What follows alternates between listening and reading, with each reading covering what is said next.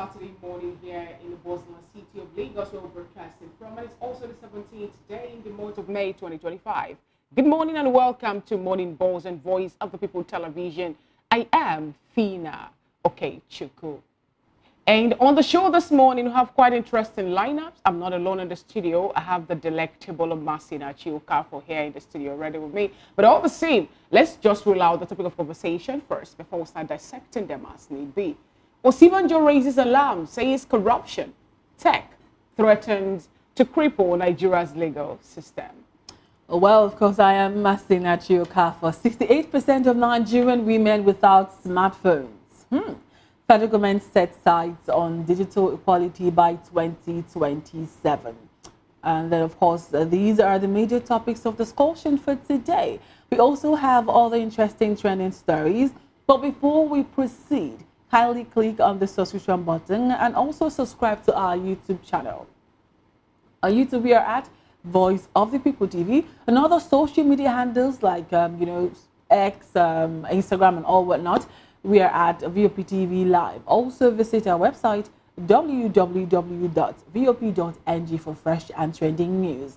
As Voice of the People TV, we encourage you to call and share your thoughts and reactions via WhatsApp on 0904 473 2605, because here your voice matters and it's more than just a voice. Interestingly, with Voice of the People Television, like Masina naturally pointed out, your voice counts. And we also have more than a voice. And talking about trending stories, that kept the social media buzz, and one of it is that the Finnish government has officially filed terrorism charges against Simon Ekpa, a self-styled Biafran separatist leader. According to the Finnish media outlet, Ekpa faces accusations of public incitement to commit crimes with terrorist intent and participating in a terrorist organization. The charges filed by Finland's Deputy Prosecutor General stems from Ekpa's alleged activities and inciting messages shared via online platforms. Described as an unprecedented case, the prosecution will test whether digital content created in Finland meets the legal threshold for terrorism.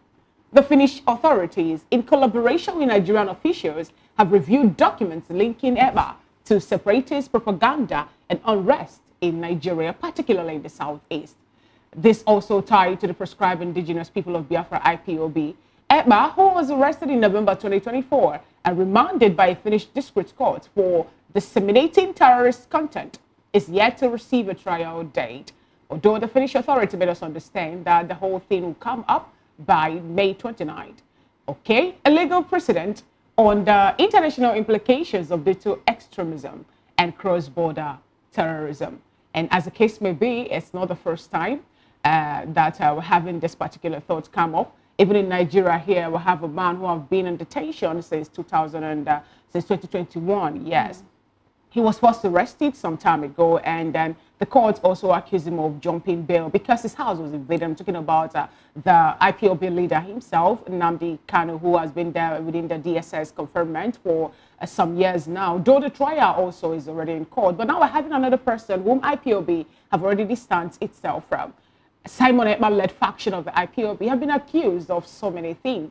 He also himself, in some media broadcasts have come up to tell the Southeasterners or members of the IPOB, which is a different faction of the legitimate one that are championing the separation of the Southeasterners from the marginalization they've been facing.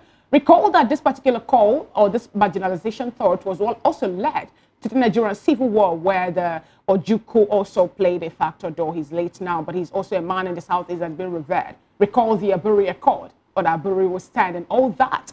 And Nigerians lost lives, millions of people during that particular civil war, But now, the people of the Southeast are still talking. They are still crying. They are still mentioning marginalization. They are still craving, clamoring to be recognized in Nigeria. You have the three major tribes. You have the Igbo, the Hausa, and the Yoruba. And the Igbo people are the ones calling for a separation movement, saying that they want to be on their own, independent on their own, because they are not being recognized in Nigeria. And one want to ask, are we really having an Igbo problem in Nigeria?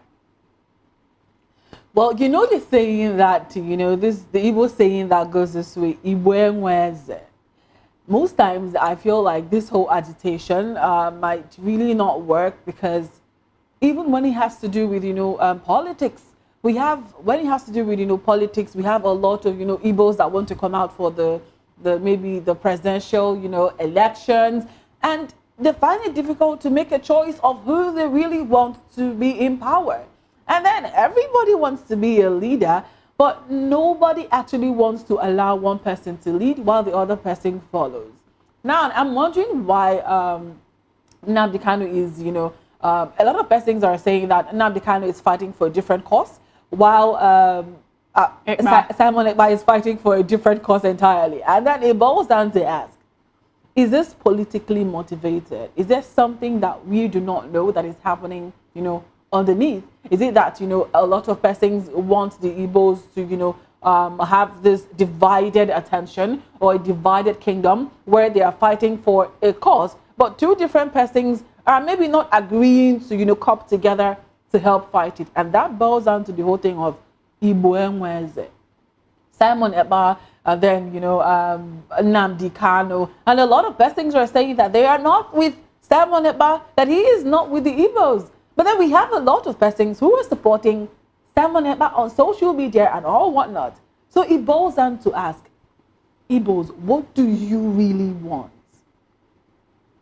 And I remember I was having last 2 weeks, we're having this kind of conversation with Mr. Peter Nesiki. And then I was like, okay, so why is it that Nnamdi Kanu have not come out to say, I am against whatever it is that Simon Ekpa is doing? But he said that, Masnach. He has come up through... Did he really come out to say it? He said that or through... somebody else? He said it through Imapav. Imapav. And recall he's also sent a message. That was this handwritten memo he gave out some time ago about the statue mother, and said that it shouldn't be observed anymore. But we had the likes of Simon Ekpa still being verbose through social media platforms, saying that until Nnamdi Kanu come out of prison himself to address him, that is the only time he will listen to him. That those directives being given behind bars and all that, shouldn't be, upheld or be listened to. I understand what you're saying. I don't think he said it verbally. He did. He did through Ima Powerful. He did. Nnamdi Kanu has said a lot of things as well. And he has, when he's going for his court trial, he gets to say one or two things, and people listen to him. Exactly. So why is he yet to say it while he says other things during his court hearing? I believe is it that he doesn't want it to come out from his mouth? But he said it. He has said it. No, the thing he is, said it through let's study this way. Let's study this way. There was this debate also that came on the table on how come you said you're fighting a cause for the people. You say they are being marginalized, and then these people have been subjected to so many hardships. We've seen people destroy people's houses, kill innocent youths. We've seen people also, dying when we are there, kidnapped and maimed, and we've seen properties being destroyed. We see the economy of the South is, at this point in time, during the forceful enforcement of the stay-at-home order being, crippled. And then Nnamdi Kanu come up to say, I did not support, or rather, I did not give the directive of this, mandatory stay-at-home in the Southeast. And then that come up to this resolution of, maybe the days I am to go to court, you can do that if you want to do it, in solidarity to say, I am supporting this movement and all that. Now, but the thing is, when that particular statement was made by Nnamdi Kanu was when someone ever come up to say, I'm not going to listen to what you're saying. And that was what made him to distance himself from him. Recall he come up to say, I am distancing myself from Simon Ekpa's activity because he is not really following the way he should be. I guess maybe that was when he said that it's like the IPOB is benefited by some elements. Okay. Recall then, we cannot have two masters. We cannot have two captains by lot of the ship. So when Nnamdi Kanu say this is how it should be, we have the Simon Ekpa, whom I am an overzealous person, come up to say, I am not going to listen to this. And that speaks a lot to what is really happening in the Southeast. So why do we have, some persons support Simon Ekpa and some persons support Nnamdi Kanu? That brings up, now the thing is this, Masinachi, with all due respect to the Southeasterners and all that, now, they are too verbose. I'm sorry to use that word. They are everywhere. Recall when they come up to make this. I could recall how somewhere in the Southeast, when they made the statement of the sit-at-home order, mandatory, every mandate. In fact, there was a time they said 1 month. That was when the faction came. They said people are going to be at home for 30 days. And then another faction come up to say it's not going to work that way. Why don't you do it 7 days? And that created discrepancy. The likes of Ijele then in Enugu State. She also happened to be a media broadcast online personality also. Come up to say, why have such? Why will you come up and have, people, some persons are saying this, a different person also is saying a different thing entirely. Why won't they come together and become one? Why go back and forth on things that shouldn't actually be there and all that, And then I asked the question, then I asked, how many factions of IPOB are we having? How many persons now are we listening to? Is it that the IPOB persons that not even, is it that they don't even know what they want? Is that they don't or know is it that they don't understand? Leaders? Because it speaks more volume to this person is saying this and the other person is saying a different thing. And then I could recall, I raised an alarm, then I said, because of this directive, some persons will infiltrate, this whole order and they will use it against the IPOB and against the Southeasterners. I say that in one of my, what then in the Southeast. And I could recall that someone came for me and the person asked a question, why will you say something like that? I said, now the thing is, if, for example, the Southeasterners who are agitating for something, agitating for inclusion and all that in government could come up to say, let's have a meeting, create an agenda, not being too vocal. Don't tell the world what you want to do before you do it. You understand? Yeah. Let us see the action. Let us see the reaction. Let us see the result of your activities now. And it's going to yield more fruit. But the fact that they've said that, recall it was after then that we had unknown gunmen. We started having a lot of things in the Southeast as at then. People think, and every particular attack has been. Sometimes it feels like the governors of the Southeast governors are not saying much about it. Even though now that we have, I know very well that in Abia State, they still maintain the seat at home. They don't go to work or go for their businesses in Abia State. At least I know that people that do businesses do not open their warehouses in Abia State. Then in Enugu as well, just one or two businesses open up there and there. And then I don't know for other, Southeastern parts. In Ebonyi State, when it was the time of Dave Omahidan being the governor, he tried his best to clamp down on them using the Ebobeago outfit that was created then. Though they were actually then accused of, going out for extrajudicial killing and all that. In Imo State, I believe they tried suppressing them too. But, in Anambra, I guess people are still doing that too. Because people are already scared. I can recall the time that Ugwani gave a directive to say people should go about their businesses and all that. And, that particular Monday, persons were shot. And, when I got the news about what happened somewhere, close to Ngo axis of the Enugu State, and I asked a question, we do see security men, from every other day, if not that they are conducting traffic, some of them are just mounting their checkpoints at roadblock. Then why is it that on Mondays, we don't see any of them outside? Why is it that on Mondays, when they say sit at home is to be observed, we don't really see them, But now, having said all this, we know that, or rather, the Southeasterners have been talking about how they are being marginalized. They are not being included within the corridors of power. Some persons have asked questions of why is it difficult for us to have an Igbo president and all that, a whole lot of questions.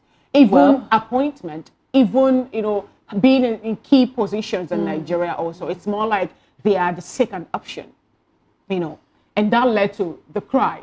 That led to the separation, agitation in that region. But when you check out how the things are playing out, we have Simon Ekpa being charged with terrorism issues.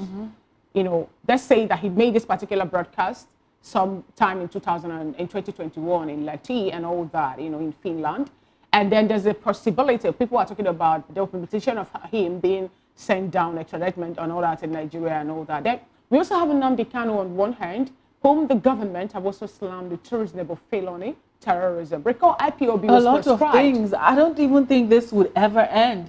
And if we should start talking about it today, we will never leave the studio today. But there's another interesting, story that has been trending on social media. Well, panic-gripped residents of Bishop Okoye Street, Mile 3, Diobo, Port Harcourt, on Thursday, after a domestic altercation turned gruesome, when a woman, identified simply as a gift, allegedly bit off the tip of her husband's manhood. The confrontation reportedly erupted when the man, named Sunday, demanded sex, an offer she rejected, of course, accusing him of using performance-enhancing drugs that made intercourse unbearable. According to eyewitnesses, the argument escalated into physical violence, during which Gift allegedly sank her teeth into Sunday's genitals.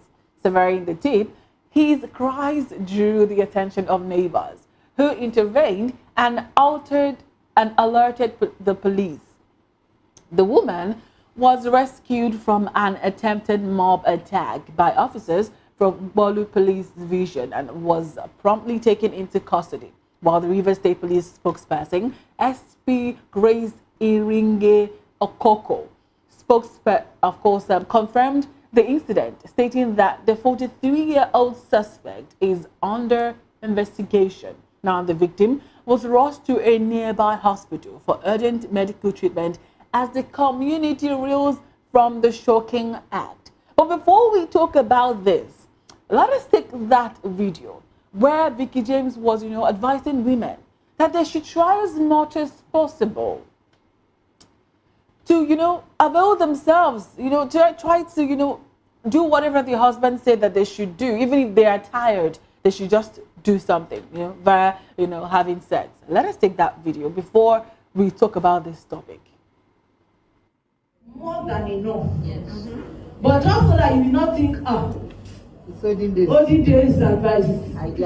Let me join. At least almost 1 year and 6 months experience in marriage. Please, a round of applause. She said, don't deny your husband sex. It's not denying. Sometimes you might be tired. Too tired that you cannot move. Truly, it's not as if you are angry. You are not angry. Because mommy said, no matter how you are angry. Sometimes you are really tired. The last thing you want is for somebody to touch you. Some days, you will see that if you don't do that thing, you can go and die inside the bathroom. My sister, just lie down and hope you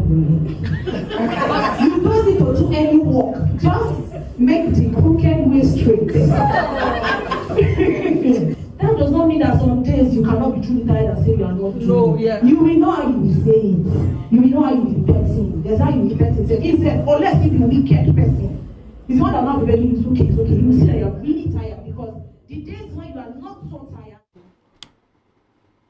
All right, so we have heard it from Vicky James, and then it boils down to ask this question: the woman, cut off the tip of her husband's manhood because he uses, sex and enhancement, and people wanted to, she escaped a mob attack, and Vicky James is saying, regardless of how you feel, just make sure you try as much as possible to give it to your husband, and it makes me wonder why women would always have, women should do this, women should do that, women should do that. Now, I'm not supporting the woman who did what she did, but I think it's a teamwork. If the woman said she did not want to do that night, I think it's her right to be able to say no or yes.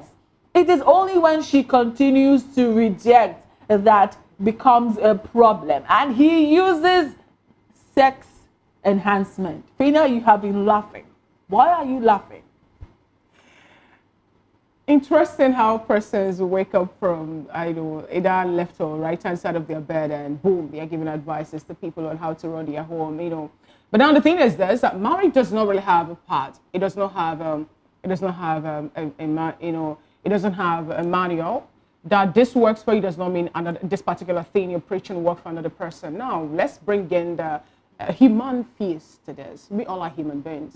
And then I believe that if I'm to tell my partners, dear, I'm tired, he also should understand that I'm tired. You understand?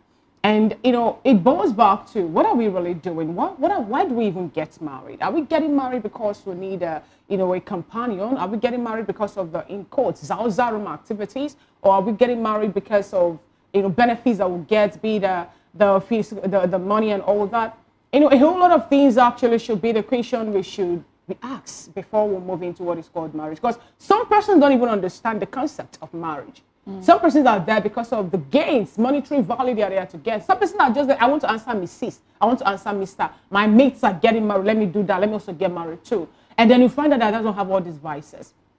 Now, what I was laughing was, if you cut off the tip of what on and on pleasures you and the man in question, is it that you're not looking forward to having that again tomorrow? Marriage is not a do or die affairs. If there is no more love or peace or understanding or mutual understanding and benefit and respect in it, I guess people should just find their way and just go away. Why stay there? Why be there? In the first place, as the case may be.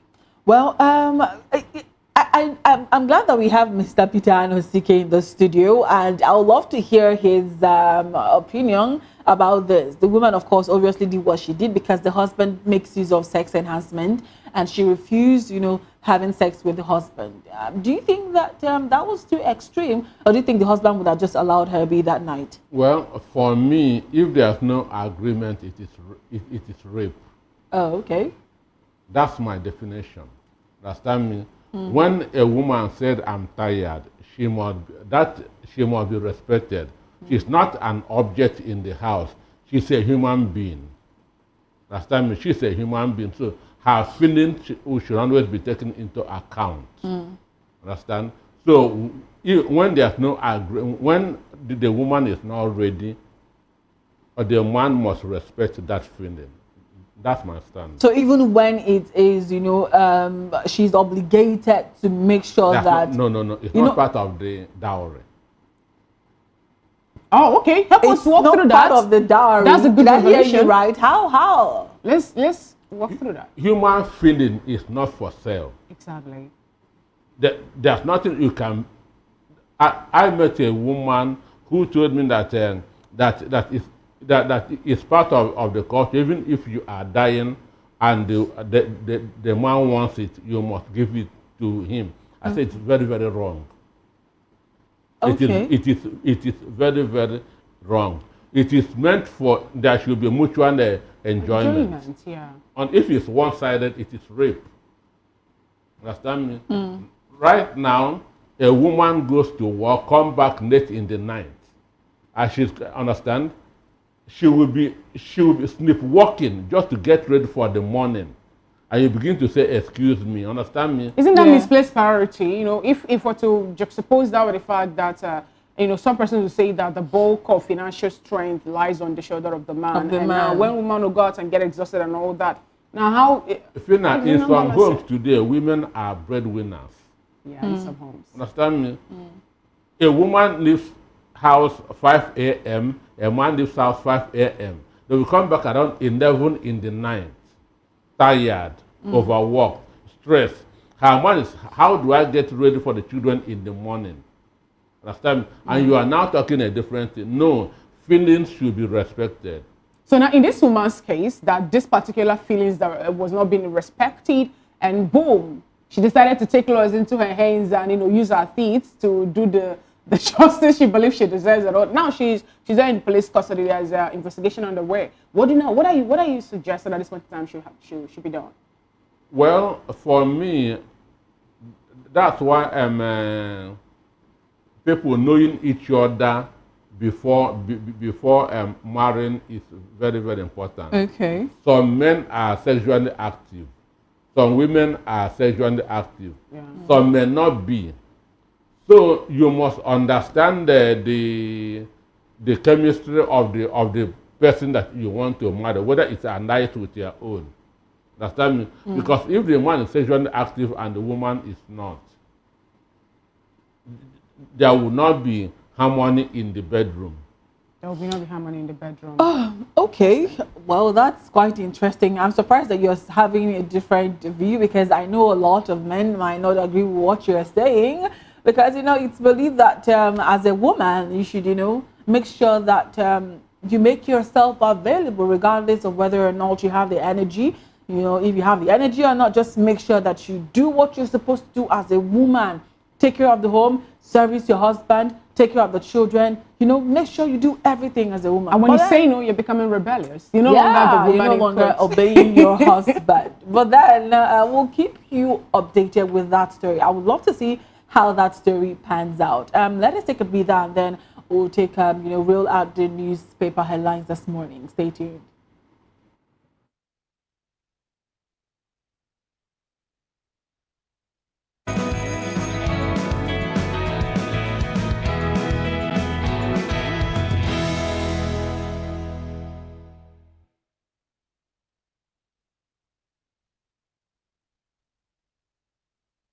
Step into a world where stories unfold, secrets unravel, and dreams come alive. Every story has a legacy. Every legacy holds the power to inspire.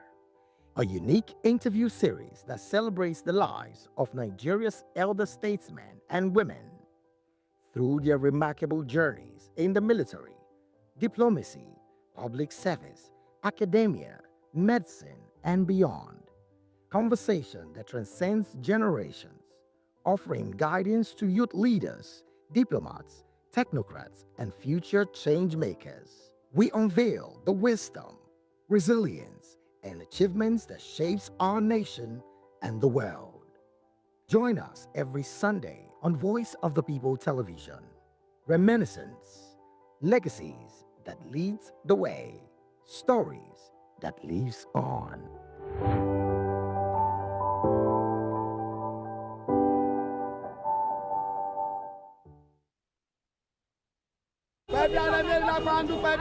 Good morning. It's the start of a beautiful day. Or start your day right with a healthy dose of news, fun, and inspiration.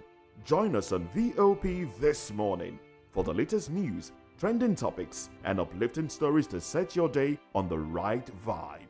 From news and current events to lifestyle and entertainment, you are covered. VOP This Morning, 8 a.m., Monday through Friday.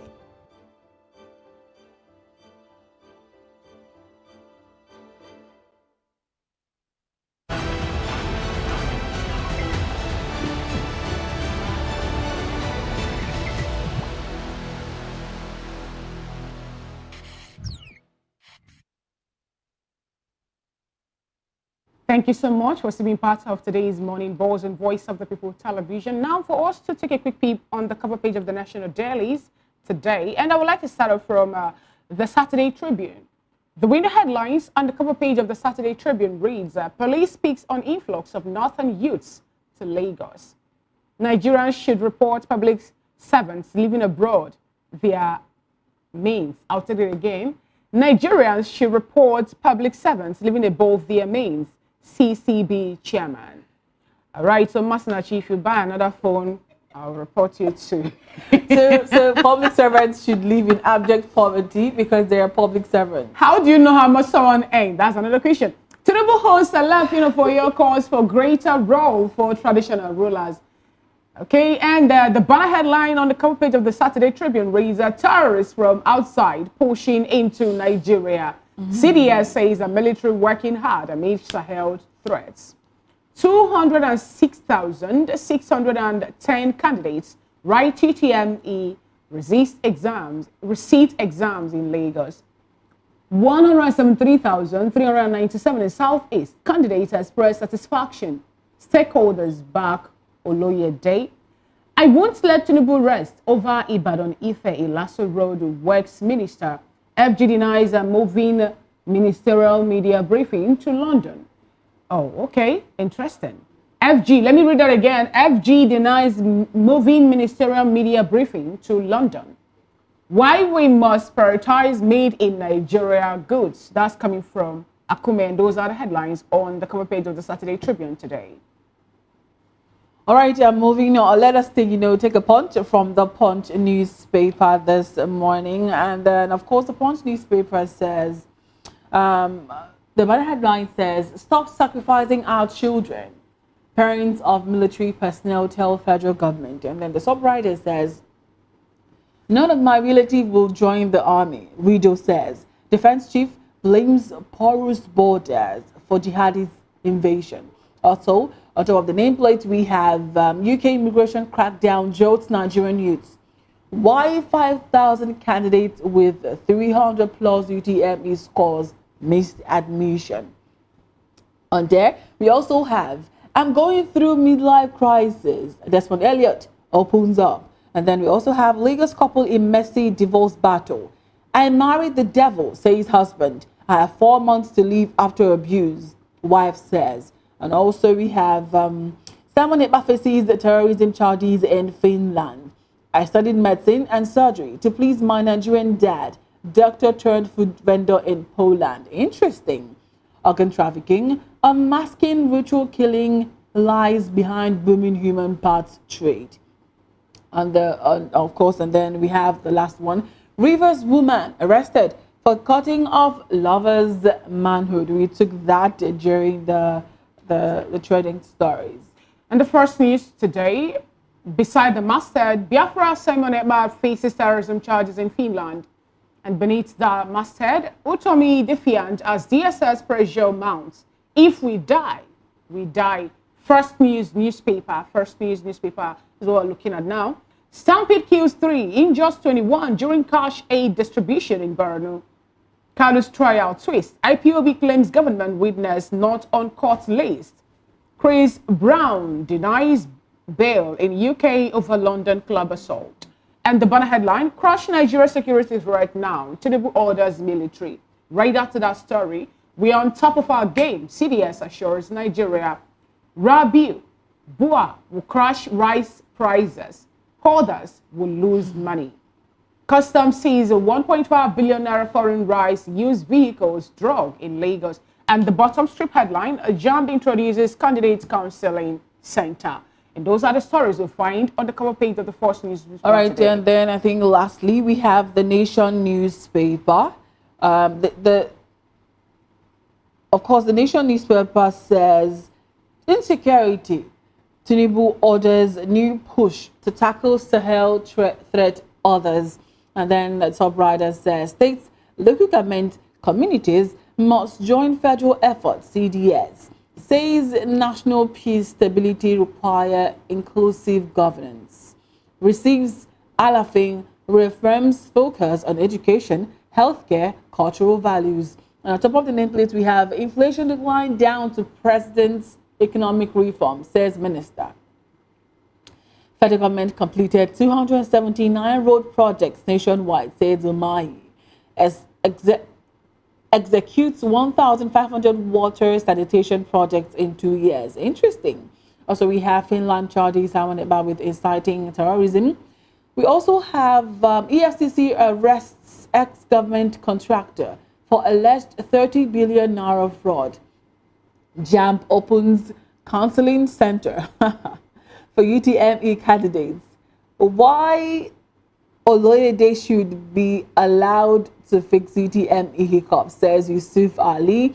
And then we have this very interesting story that says NAPTIP rescues 19 girls impregnated by one man.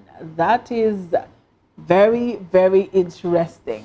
And we have Mr. Peter Anosike in the studio already with us. He is a VOP TV in-house political analyst. He's also, a writer who has also impacted lives of Nigerians through his writing. And also joining us from Benin studio is Williams Edia, who is a public affairs analyst, political analyst, and commentator. Good morning once again, Mr. Peter Anosike. Good to have you join today's conversation. Good morning. Now you've listened to all the headlines that we rolled out. We'd like your reaction, in any of the stories that touches you. I want to react to what George Akume said about prioritizing made in Nigeria goods. Okay. That's the only way to develop this country. Donald Trump was on tour of the Middle East for 3 days. He signed an investment deal of $600 billion. Buhari was 8 years was a waste. Tinubu said 2 years, the same thing. But this was somebody made in 3 days. And the president of America uses a Beast as his official vehicle. When Tinubu came on board, he wanted to buy Beast. American government said no. That's why he has to buy Escalade, which is also an American-made vehicle. But we have our own innocent here. Understand me? As a leader, you should be practicing what you preach. So you cannot be telling Nigerians wear Akara, understand? Why you are wearing Italian suit, understand? So, patronizing made in Nigeria goods is the best way to develop our economy, but the leaders should practice what they preach. Tinubu should start by using made in Nigeria products, using an innocent vehicle, using our pure water, using faro water, because faro water is the most popular bottled water in the north. Okay. Understand me? Using made in Nigeria products, then those behind you will now follow. Understand me? But that's the best way we can develop this country. And when we see that now, Aba produces very good shoes. Yeah. But because we don't patronize made in Nigeria, they will write made in Spain, made in Italy. Understand me? But when we begin to patronize made in Nigeria products, those that are writing made in Spain, made in Italy will stop it. They will start writing made in Aba, and they will start making it to be of a higher quality. So for me. But we also have, people in Aba who make most of these things and they send it abroad. They export it. They export it, yeah. But they don't write made in Nigeria. So that they would not think it's of the low quality. It's substandard. But you know that it's more like Nigerians, as the case may be, have this, well, I wouldn't want to use the word myopic mentality over imported things being superior. I don't think we've been cured or healed from that particular sickness of always looking forward to, this thing, do you know where I got this phone from? Do you know where this my clothes, and it's part of the things that people are complaining about. For example, you made mention of innocent motors, and then you can recall that the National Assembly were gifted cars, SUVs. Imported from nobody talked about going to get one from IVM, whom we know also have different brands of very high brand. So people will always tell you that this shoe is from Walmart. Walmart is in the United States. Yeah. So that mentality, we need to emancipate ourselves from it. India shut other parts of the world out before to become what they are. Understand me? And that's the best way to develop this country. Thank you so much. And now, Mr. Williams, let's get your opinion. I believe you've been following the conversation thus far, and you've listened to the headlines that were rolled out. We want you to react to any of the topics, that tickles your fancy. Good morning. Good morning. Good morning. Yeah, can you hear me? Yeah, we can hear you. So I don't know if I were allowed to respond to two of the. Go ahead. Why not? Okay, first of all, terrorists from outside pushing to Nigeria. I think that is the issue of border. If our borders are so porous, and then terrorists from outside different countries, either abroad or African countries, trooping into Nigeria's to threaten our security peace. I know that. I think the CDS in the Nigerian military need to beef up security of the borders, because I have a friend, a very young boy who is in the military in Farbonne.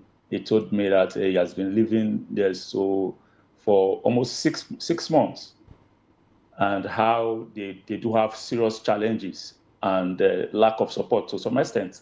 When I'm seeing this frontline news now, then I know what he actually said was true. Because you can't say that you want peace and you want to develop the country, and you will not put your border in total control. So you don't have strangers who are terrorists. You can't have investors coming where you cannot fix our security issues. Okay.